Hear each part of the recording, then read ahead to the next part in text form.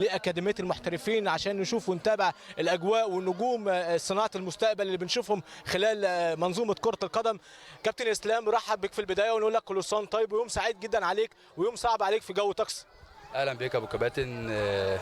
في البدايه برحب بيك طبعا في بلدك الثانيه اجا. الحمد لله احنا بادئين بقالنا مثلا شهر ونص. الحمد لله عندنا عدد كبير جدا، الناس كلها واثقه فينا الحمد لله.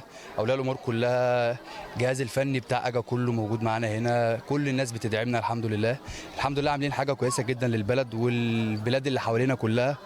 احنا بادئين الاكاديميه من واحنا مثلا 10 لعيبه، وانا معايا جهاز كامل مكون من 8 مدربين، اخصائي تغذيه معايا، مدربين كلهم تربيه رياضيه، بكالوريوس تربيه رياضيه.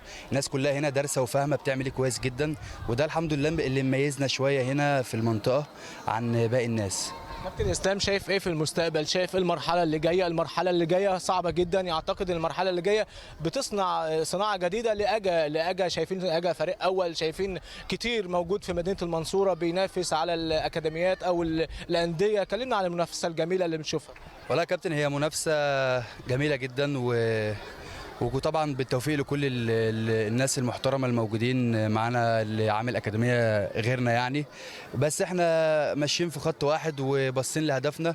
احنا الحمد لله من النهارده يعني مش عايزين نحرق المفاجاه، بس احنا ودينا ناس نادي المنصوره، ودينا ناس في انديه تانية، بس مش هنتكلم في الموضوع ده دلوقتي. معانا ناس متخصصه في التسويق، معانا مش عايزين نقول شركه، بس معانا ناس شغاله بجد في موضوع التسويق ده. مركزين جدا ان احنا الموسم ده واول موسم لينا في الاكاديميه ان شاء الله باذن الله من 10 ل 15 لاعب في انديه، مش في انديه في الدقهليه بس، في انديه في مصر كلها باذن الله. ثقه كبيره النهارده من اولياء الامور، النهارده اللي واقفه جنبك، النهارده بنشوف دعم كبير جدا، شايفين لعيبه كبيره، لعيبه صغيره السن، شايفين النهارده كل اولياء الامور بتستعيد بيك وبتديك الثقه اللي انت تعمل حاجه لاوليائهم. الحمد لله طبعا دي ثقه كبيره جدا، وانا بتشرف بكل اللي موجودين دول، وان شاء الله بقد الثقه انا والجهاز اللي معانا هنا من اول 3 سنين لحد 18 سنه. كل سن موجود معانا ليه مدرب متخصص في الموضوع ده ومتخصص في السن ده بالذات، بحيث ان انا اطلع نتيجه في اسرع وقت. انا مش عايز عدد وخلاص، انا عايز الاقي الناس اللي موجوده بتستفاد. معانا برنامج معين بيتعمل كل شهر، ولي الامر معايا بيتابع اول يوم بيومه، الناس اللي بتغيب الناس اللي بتحضر. احنا عاملين حاجه جميله جدا ومهتمين اهتمام غير طبيعي بالمكان.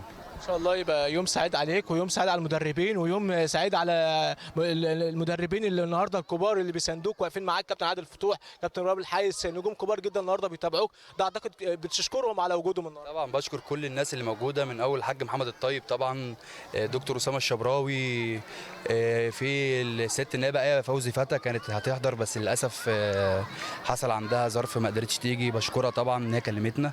كابتن عادل رضوان، كابتن نبيل الحايس، كل الناس مش عايز انسى حد، كل الناس كتر خيرهم طبعا. شكرا اولياء الامور دول اهم حاجه، الناس دول كتر خيرهم بجد، والعدد زي ما انت شايف ما شاء الله. فثقه اولياء الامور دي بالنسبه لي هي اهم حاجه في الموضوع. شكرا لك.